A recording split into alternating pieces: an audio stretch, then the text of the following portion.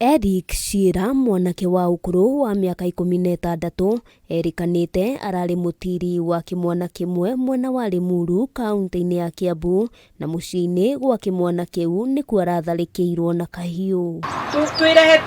Kuringana na family, kuri mundurume urekinyirie nyumba-ini iria cieri marari, na riria aragiririo kuingira nyumba thiini aratharikire Shira, aramutheca na kahiu guoko kwa umotho na thutha ucio arethara. Akamwacha hapo akiwa hali mahututi.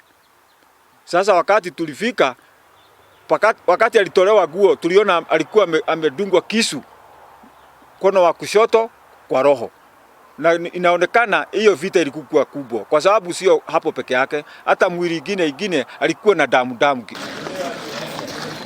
Nigiko kirarakite andu aitura, na kuringana na kamanda wa borithi gicigo-ini giki ni marikitie gukurana mwikuiro wa njuragano iyo, kuria riu mihang'o ya kumwetha yambikitwo niguo akorwo agitacukirio makinya ma kiwatho. Mwenye kufanya hiyo kitendo ashikwe, hata kama ni wa familia, hata kama ni mtu wa rafiki wa kukuja hapo kutembelea, sheria ichukuliwe.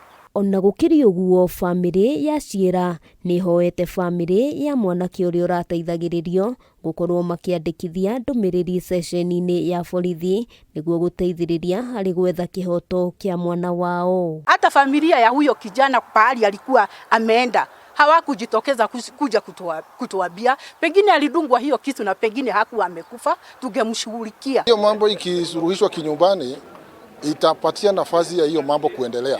Lakini watu wakiona sheria inachukuliwa kulingana na katiba na watu wafikishwa kotini, hiyo I'm sure itaisha. Hamwe noguo, mukana muhiu ni uruteirwo andu aria mari na mibango ya kunyamaria imwana iria iragimara. Atongoria a wathani wa matura mwena uyu makiuga gutirio nomwe ukwirisha guoko kwa watho, kuria ningi aciari moritio guthuthuria andu aria maracera micii mbere ya kumanyita ugeni. Mtoto wako akisumbuliwa unafaa uende mustaki, kwa sababu hiyo ni kitu ya uhalifu wanafanya. Handu-ini ha Kameme TV, ritwa riakwa ni Wambui wa Njuguna.